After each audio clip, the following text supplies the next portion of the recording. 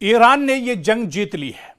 ایران نے جنگ میں دشمن کو چاروں خانے چت کر دیا ہے۔ جنگ میں دشمن اب چھپنے کی کوشش کر رہا ہے۔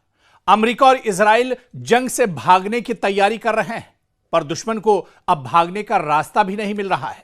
دشمن تلملا رہا ہے، دشمن بے چین ہے۔ دنیا امریکہ اور اسرائیل کی ناکامی دیکھ رہی ہے۔ سپر پاور کی ہوا نکل گئی ہے اور اسرائیل کا ہوا کھڑا ہو گیا ہے۔ دراصل میری یہ باتیں ہوائی نہیں ہیں، بلکہ میں جو کچھ بھی کہہ رہا ہوں اس میں 100% سچائی ہے۔ کچھ بھی نمک مرچ لگا کر میں بیان نہیں کر رہا ہوں۔ دراصل یہ پوری حقیقت ہے اس جنگ کی کہ ایک طرف سپر پاور اور ایک طرف ایران جیسا نہتھا کمزور ملک، اور اس نے ناکو چنے چبوا دیے ہیں۔ یہ دراصل اس جنگ کی حقیقت ہے اور حقیقت دنیا کے سامنے ہے۔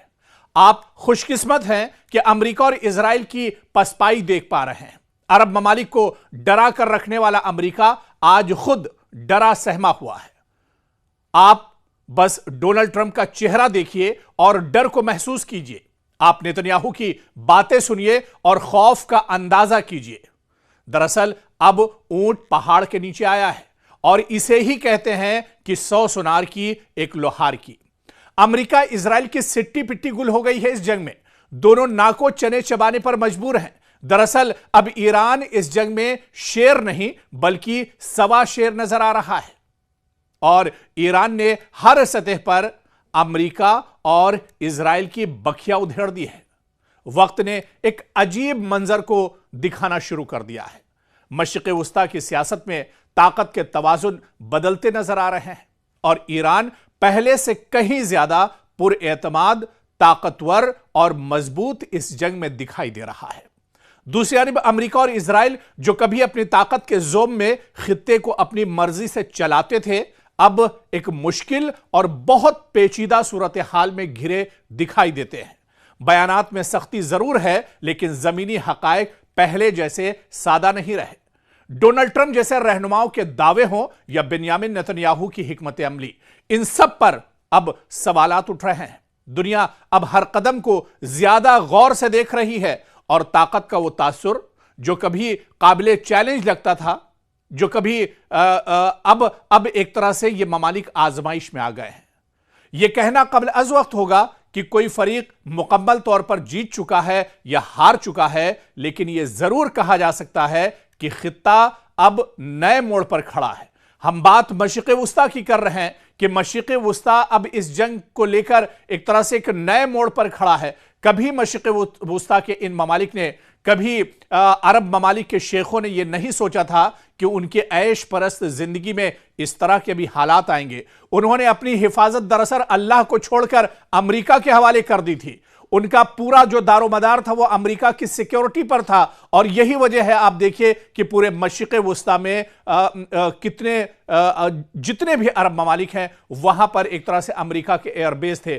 50,000 امریکی فوج دراصل ان عرب شیخوں کی ایک طرح سے عرب کے لوگوں کی حفاظت کے لیے مامور تھے، اور امریکہ ان سے موٹی رقم لیتا تھا، ان سے اربوں خربوں روپیے ایک طرح سے وصول کرتا تھا۔ لیکن اب اسی امریکہ کی پول کھل گئی ہے۔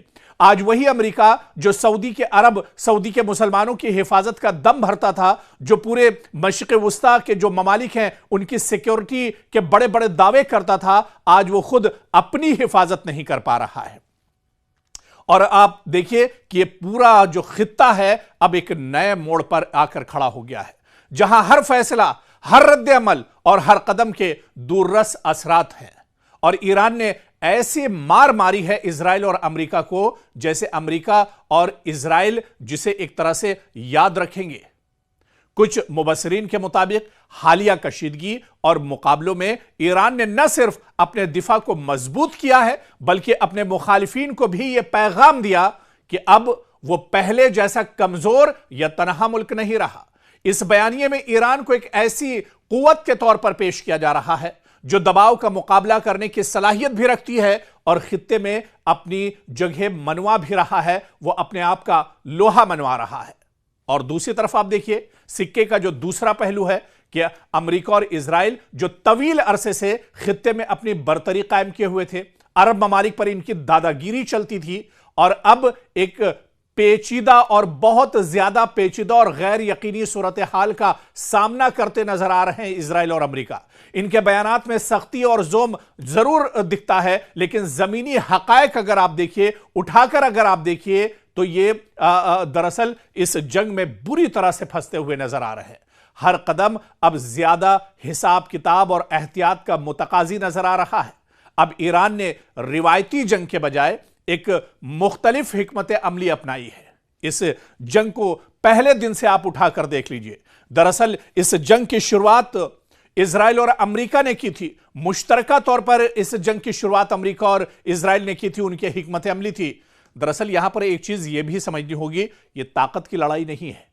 اگر یہ لڑائی طاقت کی ہوتی، اسلحہ اور گولہ بارود کی ہوتی، لیٹسٹ ہتھیار کی ہوتی، میزائل اور ڈرون کی ہوتی، تو پھر امریکہ اور اسرائیل کب کی یہ جنگ جیت چکے ہوتے۔ لیکن یہ جنگ دراصل اتحاد کی ہے۔ یہ جنگ دراصل امریکہ کے ایران کے اتحاد کا امتحان تھا۔ ایران کی روحانیت جو تھی اس کا امتحان تھا اس جنگ میں، اور اس کے علاوہ پھر یہ پوری جنگ جس طرح سے اسرائیل اور امریکہ اس جنگ میں ڈٹے ہوئے ہیں، اور جو جھوٹ اس جنگ کو لے کر گڑھا جا رہا ہے، جو پروپیگنڈا دراصل کیا جا رہا ہے، دراصل یہ تمام چیزیں اس جنگ کے پیچھے نہیں۔ یہ جنگ دراصل گریٹر اسرائیل کو لے کر تھی۔ بہت سے موقع پر ہم نے اس بات کا ذکر کیا ہے کہ دراصل لبنان کو اسرائیل ہتھیانا چاہ رہا ہے، لبنان پر لگاتار اٹیک کیے جا رہے ہیں۔ اس کے علاوہ پورے فلسطین کو اسرائیل اپنانا چاہ رہا ہے، ہڑپنا چاہ رہا ہے، اور پورے غزہ کو ایک طرح سے وہ پہلے ہی ہڑپ چکا ہے، اور اسی طرح سے ویسٹ بینک کا جو مغربی کنارے کا حصہ ہے اسے ایک طرح سے ہڑپ چکا ہے، پورا یروشلم ایک طرح سے ہڑپ چکا ہے، جہاں پر قبلہ اول ایک طرح سے ابھی بھی ہے مسلمانوں کا، اسے پورے طور سے ہڑپ چکا ہے۔ تو دراصل یہ پورے گریٹر اسرائیل کا منصوبہ ہے، اور اس گھنونی اور ناپاک منصوبے میں امریکہ بھی ایک طرح سے اسرائیل کے ساتھ کھڑا ہے۔ تو کہیں نہ کہیں آپ دیکھیے کہ اب اس لڑائی میں کون پسپا ہو رہا ہے، کون ہار رہا ہے، کسے شکست ایک طرح سے اٹھانی پڑ رہی ہے، یہ تمام چیز ایک طرح سے اب واضح ہو گئی ہے۔ اور حقیقت یہ ہے کہ مشرق وسطیٰ ایک نئے دور میں اب داخل ہو رہا ہے، جہاں طاقت صرف ہتھیاروں سے نہیں بلکہ حکمت عملی، اتحاد اور صبر سے طے ہو رہی ہے۔ ایران کا بڑھتا ہوا اعتماد ایک حقیقت ہے جسے دنیا دیکھ رہی ہے، اور دنیا اسے ایک طرح سے محسوس بھی کر رہی ہے کہ نہتھا ایران آج کس مضبوطی کے ساتھ کھڑا ہے۔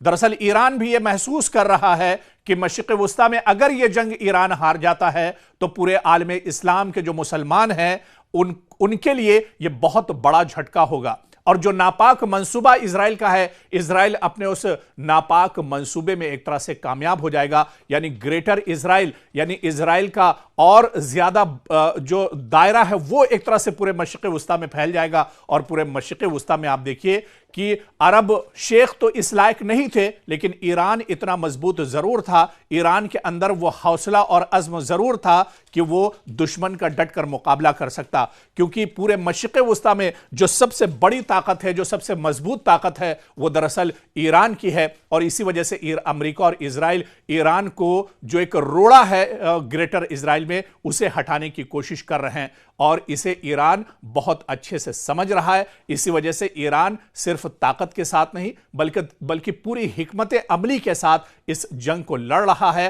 اور ابھی تک آپ اگر اس جنگ کی تصویر اٹھا کر دیکھیے تو اس جنگ میں ایران پوری مضبوطی کے ساتھ ڈٹا ہوا ہے، بلکہ دشمن کو سوچنے پر مجبور کر دیا ہے۔ اسرائیل امریکہ اس جنگ میں پھنس چکے ہیں، اور انہیں نکلنے کا راستہ اب اس جنگ سے نظر نہیں آ رہا ہے۔